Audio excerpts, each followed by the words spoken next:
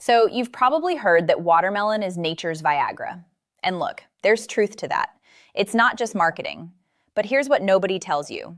Eating watermelon by itself, it barely works. The guys who actually see results, the ones who notice a real difference in performance, they're mixing it with something. 3 specific ingredients, actually. And that combination, that's what turns watermelon from a nice summer snack into something that genuinely supports blood flow where it matters. I'm Dr. Jocelyn. I've spent over a decade in urology and men's health, and I see this literally every day in my clinic. Guys doing everything right on paper, eating all the good foods and getting almost nothing from them. Watermelon's the perfect example. So I've got a few things I want to walk you through today. Mostly stuff that's blocking your progress without you even knowing it. And then we'll get into the actual recipe and that multiplier I mentioned, the mixing part, because that's where this gets interesting. But here's the thing. If you skip ahead to the recipe, you're going to miss the part that makes it work. The recipe itself is dead simple. What's not simple is understanding why your body might be blocking the benefits before they ever hit your bloodstream. So stick with me through the science first, and then I promise we'll get to the practical stuff. All right, let's start with something that's going to catch you off guard. The first thing we need to look at is your mouthwash. I know it sounds a bit strange, but hear me out. What could mouthwash possibly have to do with blood flow, with erections? Turns out a lot, and the connection is direct. Here's what's happening. Your mouth contains bacteria, not the bad kind, essential bacteria.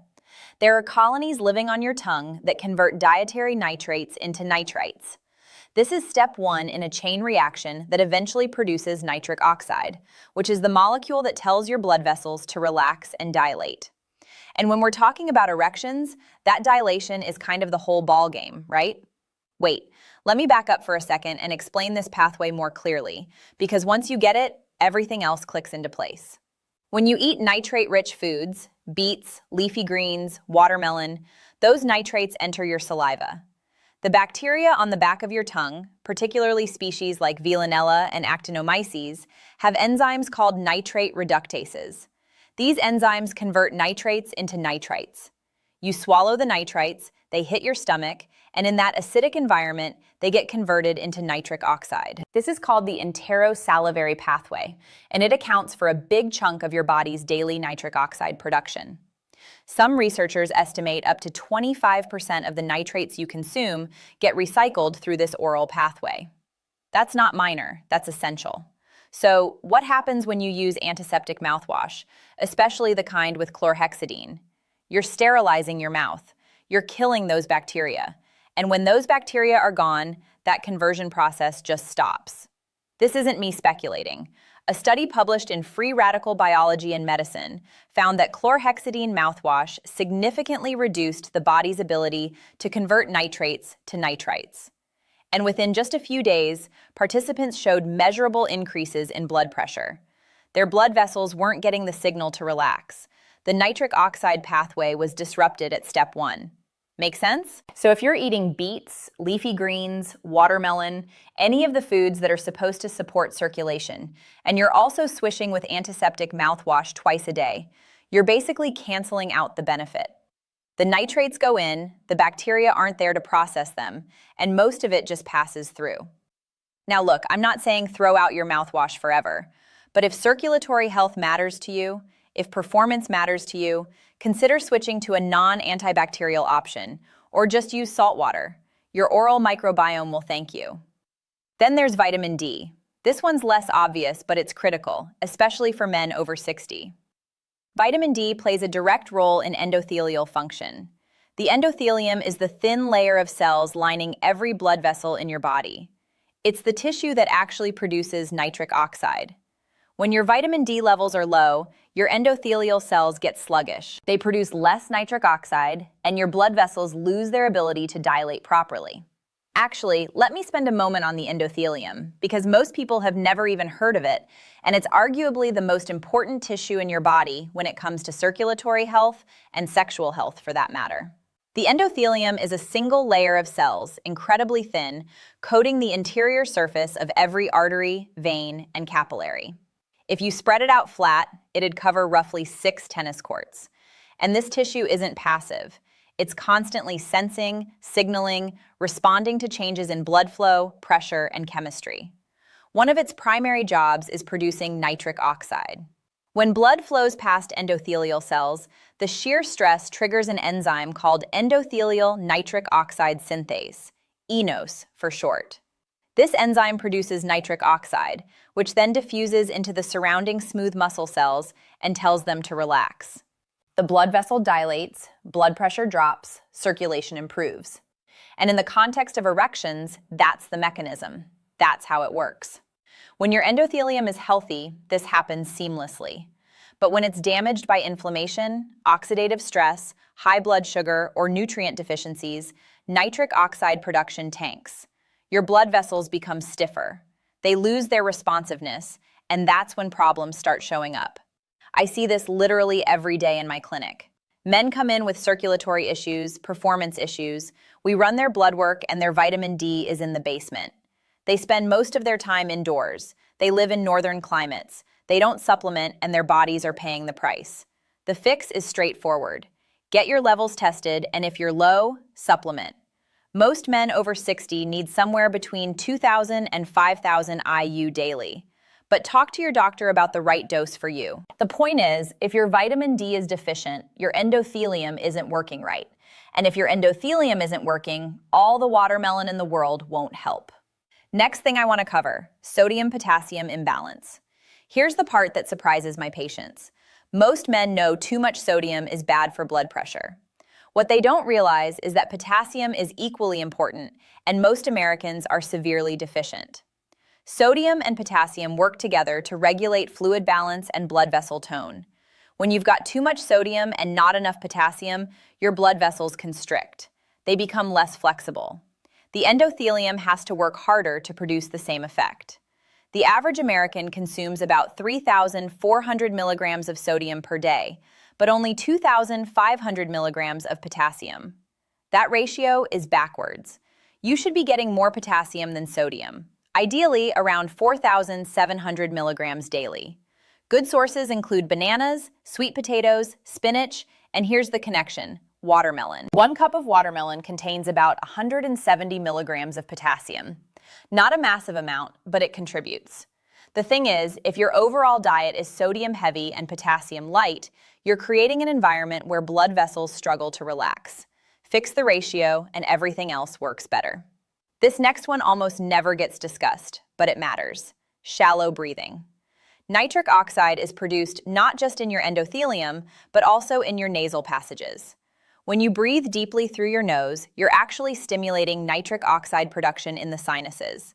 That nitric oxide gets carried into your lungs, where it helps dilate blood vessels and improve oxygen delivery. When you breathe through your mouth or take shallow chest-level breaths, you're bypassing this entire mechanism. Less nitric oxide, less signal for your blood vessels to relax. I tell my patients to practice slow, deep nasal breathing for just 5 minutes a day. Inhale for 4 seconds, hold for 4 seconds, exhale for 6 seconds. Simple, but the physiological effects are real. You're directly supporting the same pathway that watermelon supports. And then there's insulin spikes. When you eat foods that cause rapid spikes in blood sugar, refined carbs, sugary drinks, processed snacks, your body releases a surge of insulin. And insulin in high amounts damages the endothelium. It creates oxidative stress. It reduces nitric oxide availability. Over time, repeated insulin spikes lead to endothelial dysfunction, which is basically the precursor to most cardiovascular and circulatory problems. This is why eating watermelon by itself, especially just the sugary red flesh, isn't optimal. You're getting some citrulline, yes, but you're also getting a glycemic load that can trigger an insulin response. The key is combining watermelon with other nutrients that slow absorption and blunt that spike. Which brings us to the multiplier, the mixing part I mentioned at the beginning. But before I get into that, you need some context on why watermelon works in the first place. The real magic in watermelon, the stuff we actually care about, is an amino acid called L-citrulline. Your body converts it into L-arginine, which then gets used to produce nitric oxide. Now you might be thinking, why not just take L-arginine directly? Good question. The answer has to do with something called first-pass metabolism. When you consume L-arginine orally, a large percentage gets broken down in your liver and intestines before it ever reaches your bloodstream. It gets metabolized too quickly. You lose most of it before it can do any good. L-citrulline, on the other hand, bypasses that first-pass metabolism. It enters your bloodstream intact, travels to your kidneys, and gets converted to L-arginine there. This means more of it actually becomes available for nitric oxide production. Studies have consistently shown that oral L-citrulline supplementation raises plasma L-arginine levels more effectively than taking L-arginine itself. Make sense? That's why watermelon is so valuable. It's one of the richest natural sources of L-citrulline. But here's the catch, and this is the part most people get wrong. Most of the citrulline isn't in the red flesh. It's in the white rind, the part everyone throws away. I'll come back to that in a second. First, the multiplier. If you want to seriously boost the effectiveness of the citrulline you're consuming, you need to mix it with three things: healthy fat, vitamin C, and piperine. Let's go through them. Healthy fat first. L-citrulline is water-soluble, so it absorbs reasonably well on its own. But the other beneficial compounds in watermelon, including certain carotenoids, are fat-soluble. Adding a small amount of healthy fat like olive oil improves absorption of these compounds and slows the overall digestion process, which reduces that glycemic spike I mentioned earlier.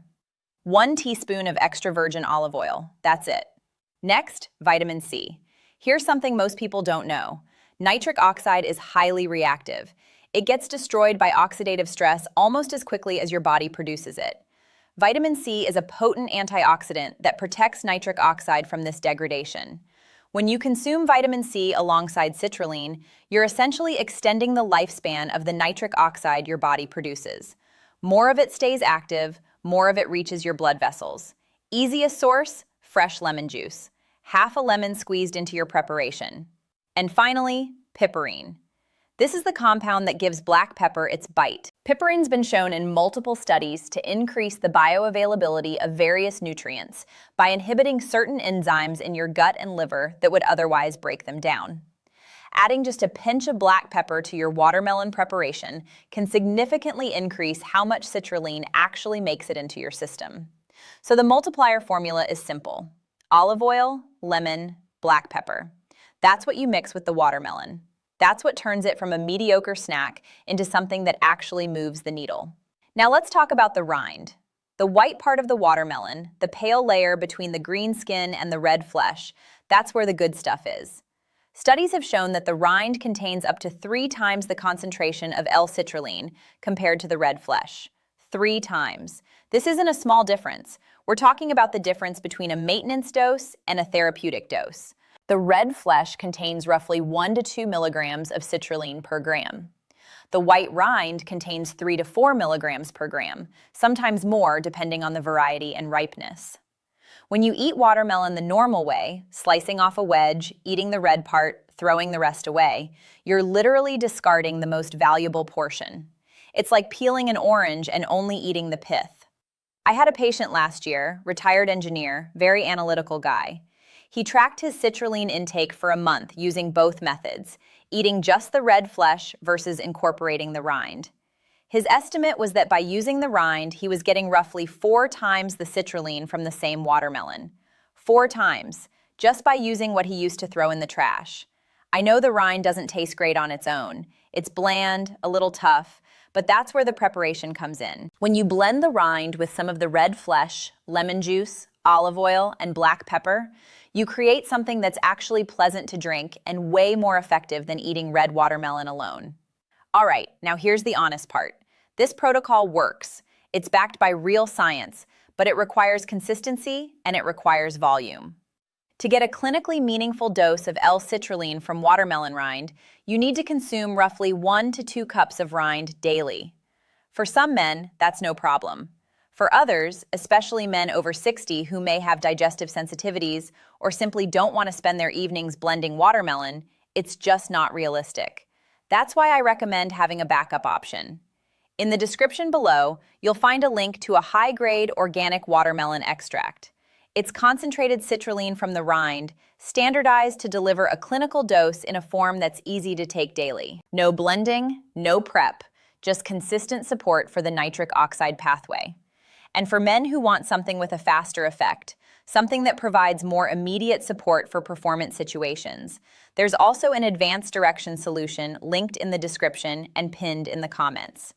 It's designed for men who need a boost while they're building their baseline with the dietary approach. Both links are there. Use what makes sense for your situation. But if you want to do this the whole food way, here's the exact protocol. You'll need 1 cup of white watermelon rind cut into chunks, half a cup of the red watermelon flesh. This is important for taste because rind alone is pretty much undrinkable. Half a lemon juiced, 1 teaspoon of extra virgin olive oil, and a pinch of freshly ground black pepper. Put the rind and the red flesh in a blender together. Add the lemon juice, the olive oil, and the pepper. Blend until smooth. The red flesh gives you natural sweetness that masks the blandness of the rind, and it adds some additional citrulline, just less concentrated than what's in the white part. The result should taste like a slightly tart, peppery watermelon smoothie. Not a milkshake, not dessert, but genuinely drinkable. If it's too thick, add a splash of water. Just enough to get the consistency you want. Drink this once daily. Morning is ideal on an empty stomach, so the citrulline absorbs without competing with other foods. Consistency matters more than perfection. If you miss a day, don't stress. Just get back to it the next morning. The benefits are cumulative. Your endothelium responds to sustained support, not one-time doses. And here's what I really want you to understand. This isn't just about erections. I know that's probably why most of you clicked on this video, and that's fine, no judgment. But the nitric oxide pathway affects every blood vessel in your body: your heart, your brain, your kidneys, your extremities. When you support endothelial function, you're supporting the health of your entire cardiovascular system. Actually, let me put it this way. The 1998 Nobel Prize in Medicine was awarded for the discovery of nitric oxide as a signaling molecule. That's how big this is.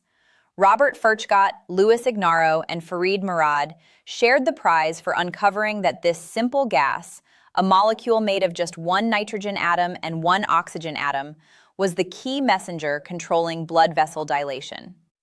Before their work, scientists didn't understand how blood vessels knew when to relax. The discovery of nitric oxide's role changed cardiology, urology, and our entire understanding of circulatory health. It directly led to the development of medications for heart disease and erectile dysfunction. But more importantly for our purposes, it revealed that your body has a natural system for producing this molecule. And that system can be supported through diet and lifestyle. You have the ability to influence this every single day through what you eat, how you breathe, the habits you maintain. The watermelon protocol is one piece of that puzzle, but it's a powerful piece. And now you know how to use it correctly. So here's your assignment this week. Get a watermelon, cut it open, save the rind.